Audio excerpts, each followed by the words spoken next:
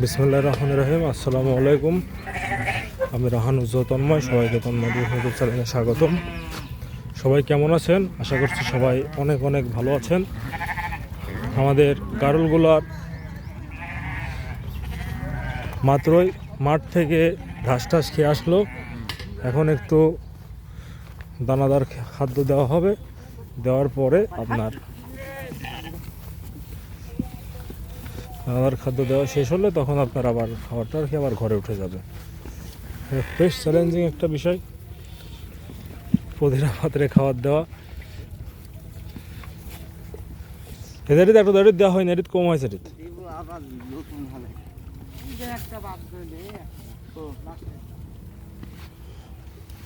কি করি লেস কাটি গেছে নাকি যে মামা?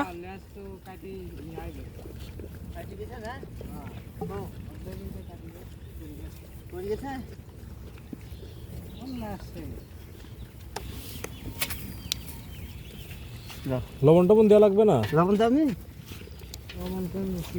খাবারের সাথে লবণ দিতে হয়। আচ্ছা, লবণ একটু পরে দাও, সমস্যা নেই। আইনি রাখো, একটু পরে দাও। যে এই গারলটা আপনার নিজে পোকা লাগে লেজটা বাতিল হয়ে গেল। বেশ ভালো মানের একটা গারল, লেজটা বাতিল হলো আপনার।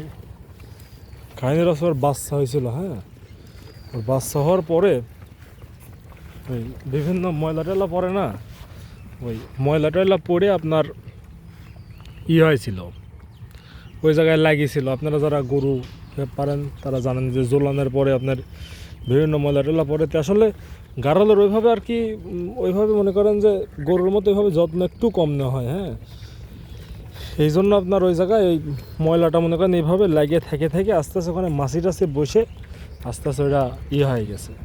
তারপর আমাদের নজরে কখন আসছে, যখন দেখছি যে ওইটা আপনার পয়সে মানে একটা দেখার মতো হয়ে গেছে তখন। কিন্তু প্রথম আমরা বুঝতে পারি না, কারণ ওগুলো শুকনো হয় চচ্চড়ে উঠে যায়। আর একটু করে দাও, খাবলা খাবলা করে দাও। হ্যাঁ, এই মাপে করে দাও।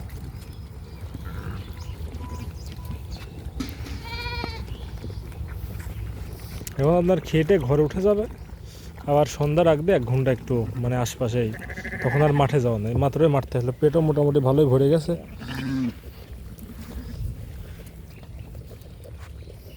আর যে পাশে যে আমাদের যে অসুস্থ গরুটাও আছে। আর এগুলা একটু খেদা দিয়ে দাও যা। এই যেগুলো সব আমাদের এবার নতুন বাচ্চা সব। যা যা, এগুলো কোন ওই মাঠে লেগেছিলি? ও কোনটি হাটের কাজ কোনটা? হাট মাঠে তো প্রচুর ঘাস। যা খাগা যা,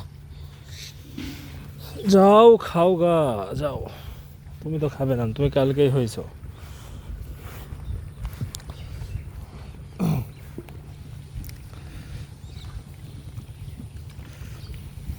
আল্লাহ যদি চাই, আমাদের চিন্তা ভাবনা আছে যে আমরা 50টা মা গারল বানাবো। তারপর থেকে 50টার থেকে প্রতি বছর 50টা বা 60টা বা 40টা যা বাচ্চা আসুক। এখন পর্যন্ত আমাদের 20-25টার মতো অ্যাকুরেট মা গারল হয়েছে, কয়টা বাদ আছে। যাই হোক, ছোট্ট একটা ভিডিও আপনাদের সঙ্গে শেয়ার করলাম। সবাই ভালো থাকুন, সুস্থ থাকুন। আর আপাতত আমরা গারল বিক্রি করছি না। আপনারা অনেকে জিজ্ঞাসা করেছিলেন যে ভাই গারল বিক্রি করেন কিনা। তাহলে আমরা নিজেদেরই জন্যই বানাচ্ছি, কারণ আমাদের ওই যখন একটা 100% পাঠা আছে। আমাদের পাঠিগুলো অতটা পার্সেন্ট ভালো না, মানে প্রথম যে পাঠি ছিল। এখন মোটামুটি আমাদের 100% গারল আসতে এখন বর্তমানে যে লেজের কোয়ালিটিগুলো আপনি দেখলেই বুঝতে পারেন এখন মোটামুটি অনেক ভালো। এই যে লেজগুলো দেখেন, প্রায় মাটি ছোঁয়া। এখন মোটামুটি আমাদের 80-85% গারল চলে এসেছে। যেগুলো প্রথম পর্যায়ে ছিল সেগুলোর একটু পার্সেন্ট কম।